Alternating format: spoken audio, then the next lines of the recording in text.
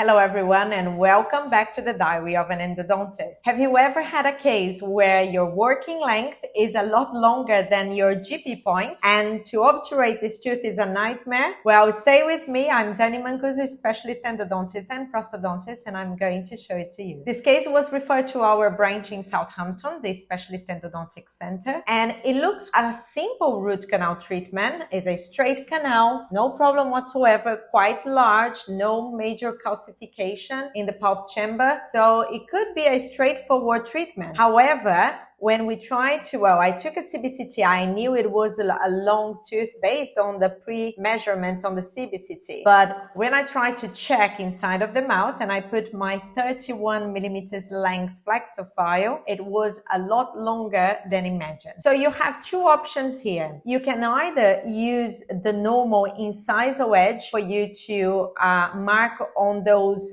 indentations of the holder of that file. So, or you can put a mark like with a pen, or you can use a different reference point. In this case, it was easier for me just to measure using the file, the handle of it, and it was 32.5 millimeters long. Everything is quite tricky for you to prepare as well. Even with your long files, you need to know whether you are using that reference point or a lower reference point, depending on the size of your file. In this case, that was a 31 millimeters, and I had to go a little bit longer than the file. The same thing happens with your irrigation. So make sure you pre-bend, and as average we pre-bend at 20 millimeters, but in this case it will be a different length, so make sure it's long enough for you to reach as close as possible to the apex. Another file, so this system I'm using is the XP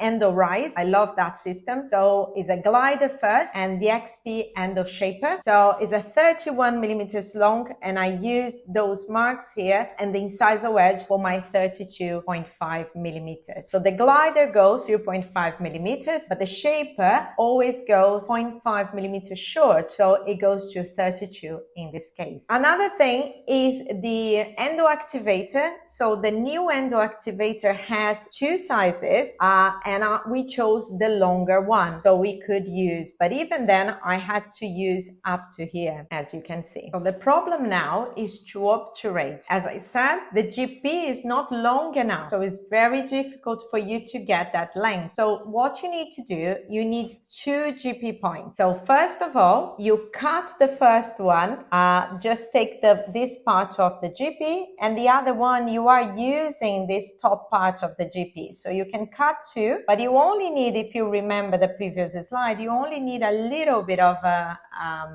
adding to it. You get the longest part of the top to the longest part of the bottom, and you put your heating tip to make sure it's hot enough, and get a spatula and roll over it, so you are bending them, you are bonding them together, and now you have the two parts together, and that GP now is a lot longer, so it will be enough for us. But when I tried to try that GP, it didn't fit, so I had to do it all over again and go to a smaller size, so a 2004. It was so narrow, that canal, at certain point that I had to go on the 2004 taper. So I've done everything back again, and now I tried that, so as you can see, and I tried that I did a little bit longer, so and as you can see, my reference point, and now we are going to obturate that. So it was quite curved and quite thin as well, and it was tricky. I think the reason why I couldn't get the 2504 to length was because I didn't enlarge that coronal part that much. I wanted to do as more conservative as possible, but because I didn't enlarge, I think it was catching somewhere where I rolled that GP. So next time I have a case like that, I would probably enlarge a little bit more coronally, so I don't have that problem. I hope you have enjoyed that, and I hope you can use that technique to your cases when you struggle to fit a GP point. Take care.